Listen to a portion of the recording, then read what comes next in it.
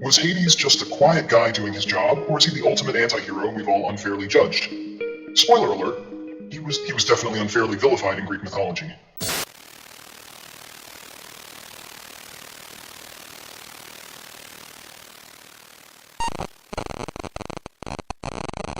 Okay, let's get one thing straight right off the bat.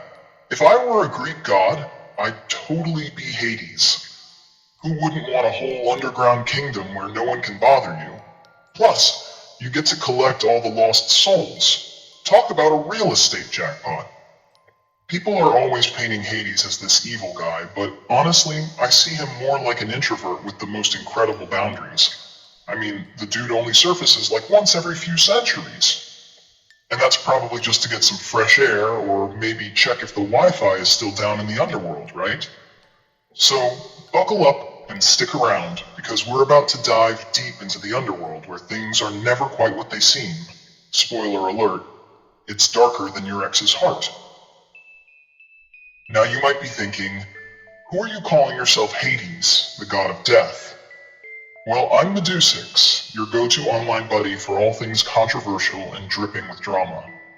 I talk, you listen, and while I may not have a fiery chariot or a three-headed dog, I would absolutely love to be Hades' right hand. Because let's be real, who wouldn't want to rule over the dead?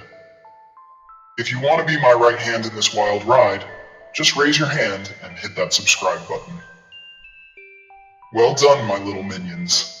You're officially in my zone now.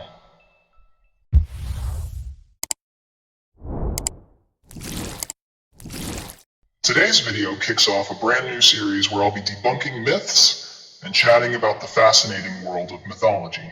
I've had a long-standing obsession with it, but it really exploded after I read The Song of Achilles. Seriously, if you haven't read it, what are you doing with your life?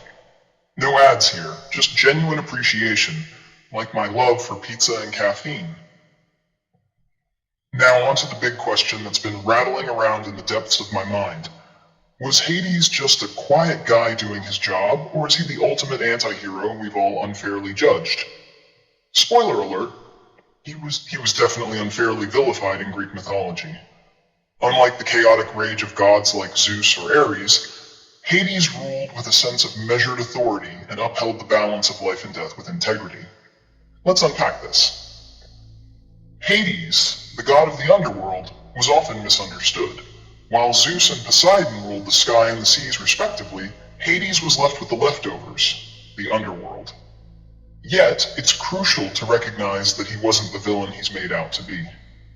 His role was essential for maintaining balance in the universe. Without death, life loses meaning. Just like a bad breakup reminds you of the good times, the end of life reminds us to appreciate it while we can. In ancient Greek culture, death wasn't viewed with the horror we associate it with today. Instead, it was part of the natural cycle of life. Hades didn't choose to be the god of the dead. It was a role thrust upon him. According to Hesiod's Theogony, Hades drew the short straw during the division of the cosmos among the three brothers. So instead of being a bloodthirsty monster, he was a reluctant ruler over a realm that no one else wanted to handle.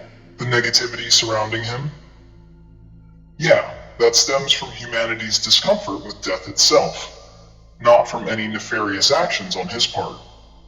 For example, when people speak of Hades, they often invoke the myth of Persephone, his wife, which is frequently misconstrued as an abduction narrative. But the truth is, Persephone willingly went to the underworld, and together they represented the changing seasons, life and death, growth and decay. Their union embodies the balance that is so critical in nature. Think about how society treats mental health. People often shy away from discussing it, labeling those who struggle as weak or broken. In a similar way, Hades represents the parts of life that we don't want to face. He's not evil. He's just doing the job that none of the other gods had the guts to tackle. And honestly, isn't that relatable? Who among us hasn't had to deal with the messiness of life and death at some point? According to a study published in the Journal of Death Studies, many cultures around the world celebrate death as a part of life rather than mourn it. The Day of the Dead in Mexico is a prime example where families honor their deceased loved ones with celebrations instead of grieving in silence. So why is Hades any different? Here's the kicker. Hades was an important figure in Greek mythology, not just as a deity, but as a symbol of inevitability. His portrayal in pop culture, especially in movies and TV shows, often skews negative. Think about Disney's Hercules. Hades is the quintessential villain, spitting fire and hurling insults. But that's not the Hades of mythology. The real Hades was a fair ruler who ensured the dead received their due. Even in contemporary literature, Hades' character is often misrepresented. In Rick Riordan's Percy Jackson and the Olympians, he is shown as antagonistic, though the books do provide a nuanced view of the Greek gods. The dichotomy between Hades' depiction in myth and modern interpretations highlights our societal struggle with understanding death and the afterlife. Moreover, recent studies in psychology have shown that our cultural narratives surrounding death shape our fears and behaviors. A 2017 study from the University of Washington found that cultural perceptions of death influence how individuals cope with grief and loss. Those who embrace death as a natural part of life often demonstrate healthier emotional responses compared to those who view it solely as an end. Let's face it, most of us have a love-hate relationship with the idea of death. It's like that annoying friend who shows up uninvited at your party and just won't leave. The fear of the unknown can be paralyzing, making Hades the perfect scapegoat for our collective anxieties. He embodies what we refuse to accept, that death is as natural as breathing, even if it feels like a punch to the gut. The idea of an afterlife can be comforting, but let's be real. Who actually wants to talk about that when we can binge watch the latest true crime docuseries instead?